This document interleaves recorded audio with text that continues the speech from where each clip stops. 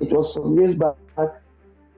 I was engaged to a lady, and being a lab scientist myself, one day I had to take her to the clinic just for medical checkups, and I found out from the investigation from the lab that she was already living with viral hepatitis B, and I myself had to screen.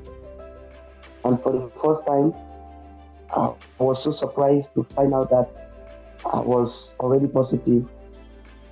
And it was a very big surprise to me because from several years before that time, I worked in the laboratory at the primary health care center, and I have had the privilege of talking to very many persons, especially when it comes to viral hepatitis during counseling sessions.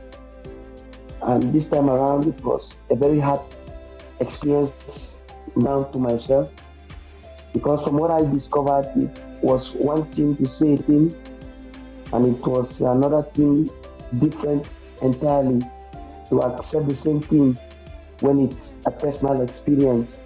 So the news wasn't easy at the first time when I found out that I had hepatitis B. So, like, having all the thoughts in the world in just a moment running through your mind and not focusing on anything. Initially, the impact wasn't easy.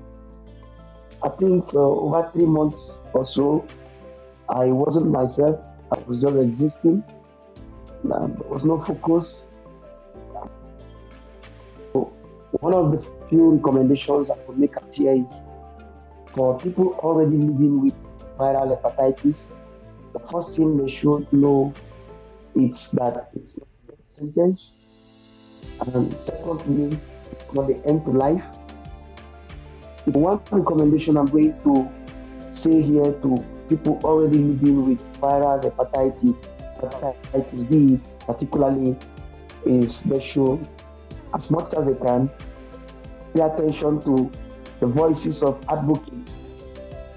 Advocacy is key because the advocates actually reflect the true meaning of what we pass through. It's a heart-to-heart discussion. It's a first-hand experience, and no one tells the story better than someone who is already experiencing the situation. I will also advise and recommend that people already living with viral hepatitis should pay attention to advocacy and should listen to the voices of advocates. So I will advise that not just try to find out whether there will be a cure or not.